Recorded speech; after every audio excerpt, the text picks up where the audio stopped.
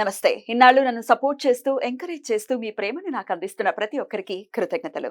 అలాగే ఈ వీడియో కూడా ఖచ్చితంగా మీకు ఉపయోగపడుతుంది. లైక్, షేర్ అండ్ సబ్స్క్రైబ్ చేసి మీ సపోర్ట్‌ని నాకు అందించండి. అలాగే ఈ వీడియో పట్ల మీకున్న అభిప్రాయాన్ని కామెంట్ సెక్షన్‌లో కామెంట్ చేసి తెలియజేయండి. ఇప్పుడు వీడియోని చూద్దాం. అందరికీ నమస్కారం. Welcome to our channel. నేను పద్మిని. ముందుగా ప్రేక్షకులకి శ్రీ క్రోధి నామ సంవత్సర ఉగాది శుభాకాంక్షలు. ఉగాది అంటే ఖచ్చితంగా ఉగాది నుంచి మళ్ళీ వచ్చే ఉగాది వరకు మన రాశి ఎలా ఉంది, అది ఇచ్చేటటువంటి ఫలితాలు ఎలా ఉన్నాయి అనేది ఖచ్చితంగా చూసుకుంటాము. పంచాంగ శ్రవణం ఖచ్చితంగా ఉగాది నాడు చేస్తాము. అయితే ఈ సంవత్సరం కాలం పాటు కూడా ఈ క్రోధి నామ సంవత్సరం ద్వాదశ రాశులకి ఎలాంటి ఫలితాలను ఇవ్వబోతోందో మనకు తెలియచేయడానికి మనతో పాటు సిద్ధంగా ఉన్నారు వైదిక ఆస్ట్రాలజర్ అవినాష్ దాస్ గారు. మాట్లాడదాం. అవినాష్ గారు నమస్తే అండి. నమస్తే అండి. ఓం నమ శివాయ.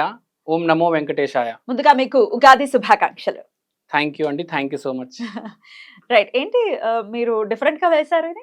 ఇది నార్త్ స్టైల్ అండి. కొంచెం మన ప్రేక్షకులు ఈజీగా అర్థం అవడానికి ఏ కన్ఫ్యూజన్ లేకుండా. రైట్. నార్త్ లో ఇలా వేస్తారు, మీరు ఈ స్టైల్లోనే చూస్తారా? అవునండి, ఈ స్టైల్లో చూస్తాను, సౌత్ లో చూస్తాను, నాకు అన్ని అర్థమవుతాయండి. ఇది ప్రేక్షకులు కొంచెం ఈజీగా అర్థమవుతుంది. లగ్నం మారదు, ఎప్పుడు లగ్నం ఓన్లీ ఇది ఈ ఇంట్లో పైన ఇల్లు అయితే ఉందో అదే లగ్నం. సో ఈజీగా అర్థమవుతుంది. సో ఈ క్రోధి నామ సంవత్సరం ఎలా ఉండబోతోంది, దేశకాలమాన పరిస్థితులు ఎలా ఉండబోతున్నాయి, ఎవరి చేత పాలింపబడుతున్నాం ఈ సంవత్సరం ఇత్యాది విషయాలు, అలాగే ద్వాదశ రాశి ఫలాలు కూడా మీ ద్వారా. ఈ సంవత్సరం ఎలా ఉండబోతుంది ముందు అది చెప్తానండి. ఈ సంవత్సరం రాజు అధిపతి కుజుడు కుజుడు చేత పాలించబడతాడు. కాబట్టి కుజుడు చేత రీఫార్మ్స్ ఉంటాయి. అది కాకుండా మన భారతదేశానికి ఈసారి ఏప్రిల్ 25న కుజ దశ మొదలవుతుంది. కాబట్టి కుజ దశ ఇంప్లికేషన్స్ ఉంటాయి. కుజ దశ ఇంప్లికేషన్స్ ఏంటంటే, ఫస్ట్ రియల్ ఎస్టేట్లో రెగ్యులేషన్ జరుగుతుంది. ఇప్పుడు దాకా మనం చూసాము, అడ్వాన్స్ ఇస్తాము, తర్వాత మన చేతికి ఫ్లాట్ రాదు. అవన్నీ ఇప్పటి నుంచి ఉండవు. చాలా జాగ్రత్తగా ప్రతిదీ రెగ్యులేషన్తో జరుగుతుంది. మన మినిమం ఒక గ్యారంటీ ఉంటుంది, మీ ఫ్లాట్ మీ చేతిలోకి వస్తుంది. గవర్నమెంట్ చేతిలోకి రియల్ ఎస్టేట్ని తీసుకోబోతుంది. ఒకటి ల్యాండ్, సెకండ్ అగ్రికల్చర్లో కూడా ఎంఎస్పి ప్రైస్ ఏదైతే ఉందో అది కూడా గవర్నమెంట్ ఫిక్స్ చేసి కంట్రోల్లో పెట్టి రెగ్యులేషన్ చేస్తుంది. సో అగ్రికల్చర్ గవర్నమెంట్ చేతిలోకి వెళ్తుంది, రియల్ ఎస్టేట్ గవర్నమెంట్ చేతిలోకి వెళ్తుంది. ఆర్మీ చాలా స్ట్రాంగ్ అవుతుంది. ఆర్మీ అనేది కుజుడితో కంట్రోల్ అవుతుంది కాబట్టి ఆర్మీ కూడా చాలా స్ట్రాంగ్ రూలర్షిప్ ఉంటుంది ఈ సంవత్సరం. అది కాకుండా ఈసారి భారతదేశం హిందూ రాష్ట్రం అయి తీరుతుంది. ఇది కంపల్సరీ, దీన్ని ఎవరు ఆపలేరు. భారతదేశం హిందూ రాష్ట్రం అవ్వటం ఏమిటి? ఈసారి కుజుడు ఉన్నాడు అధిపతి కాబట్టి సనాతన ధర్మం ఒక విశిష్టత మొత్తం భారతదేశం ఉంటుంది. అంటే ఆధిపత్యం ఖచ్చితంగా ఎలాగో ఉంది, ఎందుకంటే మనం మెజారిటీ హైందవులే ఉన్నారు కాబట్టి హైందవం చాలా అద్భుతంగా ముందుకు వెళ్తుంది అని చెప్తూ. హైందవం చాలా అద్భుతంగా ముందుకు వెళ్తుంది. కొన్ని మత ఘర్షణలు కూడా జరుగుతాయి.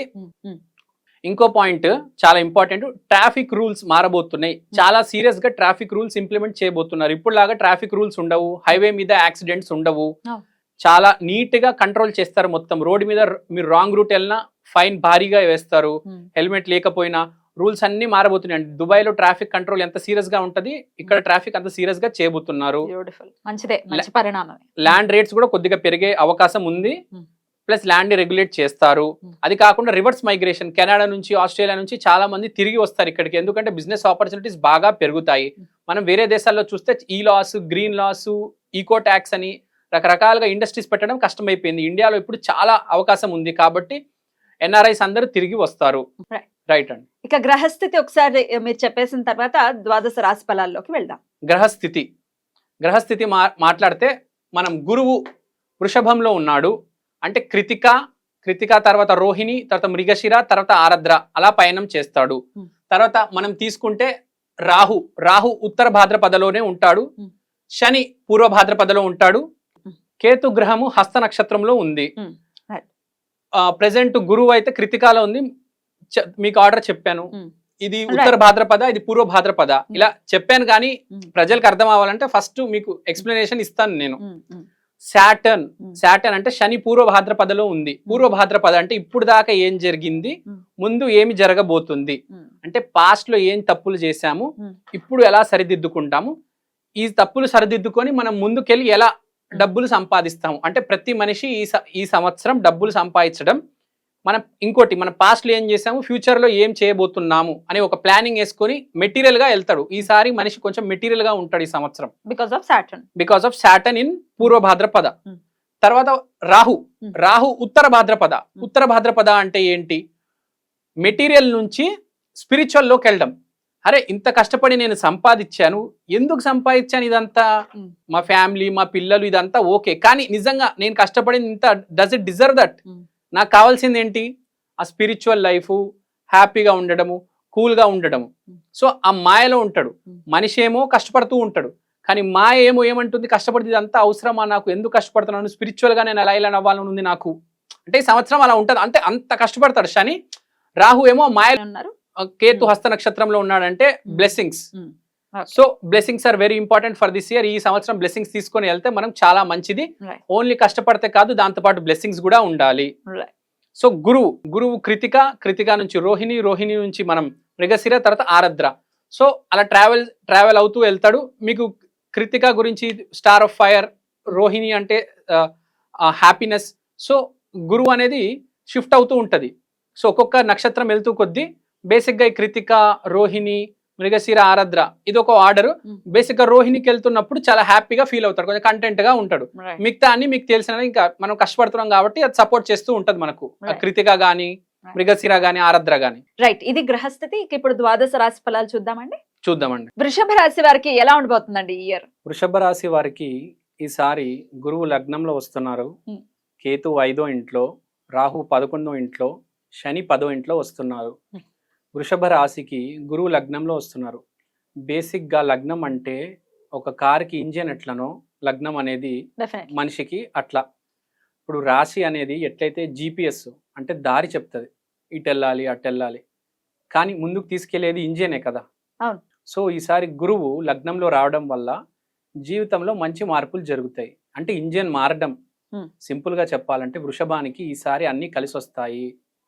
ఇది అది కాదు, మొత్తం ఇల్లు కొనాలని వాళ్ళు ఇల్లు కొంటారు, పెళ్లి కాని వాళ్ళు పెళ్లి చేసుకుంటారు, ఆరోగ్యం బాగాలేదన్న వాళ్ళకి ఇమ్యూనిటీ బాగా పెరుగుతుంది, దాన్ని ఓవర్కమ్ చేయగలరు. కొన్ని సజెషన్స్, కొన్ని అడ్వైజెస్ వల్ల దాని క్యూర్ కూడా చేయడం జరుగుతుంది మీకున్న ప్రాబ్లమ్స్ని. సో మామూలుగా ఏ రాశి తీసుకున్నా ఈ ఎఫెక్ట్, ఇంత పాజిటివ్ ఇంత నెగిటివ్ అని ఉంటుంది. వృషభ రాశికి ఈసారి మొత్తంగా 100%, 100కి 100% పాజిటివ్ జరుగుతుంది. సో మనం చూసాము లగ్నంలో గురువు వచ్చారు కాబట్టి జీవితం మార్పు, లైఫ్ ట్రాన్స్ఫర్మేషన్ జరుగుతుంది. ఇంకా మీరు కేతు 5th హౌస్లో, రాహు 11th హౌస్లో, సాటర్న్ 10th హౌస్లో తీసుకున్నా కూడా సేమ్ ఇంప్లికేషన్సే. శని 10వ ఇంట్లో అంటే మీ నేమ్ అండ్ ఫేమ్ మీకు వస్తుంది. తర్వాత గురువు దృష్టి, శని దృష్టి రెండు 7వ ఇంట్లో పడుతుంది. అంటే బిజినెస్ చేసే వాళ్ళకి ఈసారి చాలా చాలా బాగా ఉండబోతుంది. ధర్మం కర్మం రెండు కలిసి వ్యాపారస్తుకి చాలా బాగుండబోతుంది. ప్లస్ శని 10th హౌస్లో ఉండడం వల్ల జాబ్ చేసే వాళ్ళందరికీ బాగుంటుంది. ఇటుపక్క వ్యాపారస్తులకి బాగుంటుంది, జాబ్ చేసే వాళ్ళకి బాగుంటుంది ఆటోమేటిక్. సో మీరు బిజినెస్ చేసే వాళ్ళకి బాగుంటే జాబ్ చేసే వాళ్ళకి కూడా బాగుంటుంది. సో ఇక్కడ మెయిన్ ఆస్పెక్ట్ ఏంటంటే కంప్లీట్ లైఫ్ ట్రాన్స్ఫర్మేషన్. ఇప్పుడు 11th హౌస్లో మీకు రాహు ఉండొచ్చు, దానివల్ల గెయిన్స్ రావచ్చు. 5th హౌస్లో మీకు కేతు ఉన్నాడు, దానివల్ల మీకు కొంచెం పాజిటివ్గా ఉంటుంది, కొంచెం హ్యాపీగా ఉంటారు, కొంచెం పిక్నిక్స్కి వెళ్తారు, కొంచెం ఫ్యామిలీతో తిరుగుతారు, కొంచెం ప్రేమగా చూస్తారు అందరినీ. కేతు అంటే చాలా పాజిటివ్ ప్లానెట్, చాలా స్పిరిచువల్ ప్లానెట్. అది 5వ ఇల్లు, ప్రేమ ఇంట్లో, ఇంటెలిజెన్స్ ఇంట్లో ఉన్నారు. సో కొంచెం బాగా ఆలోచిస్తారు. ఇవన్నీ లీడ్ చేసేది మీ కెరియర్కే, మీ జాబ్కి, మీ వ్యాపారానికి.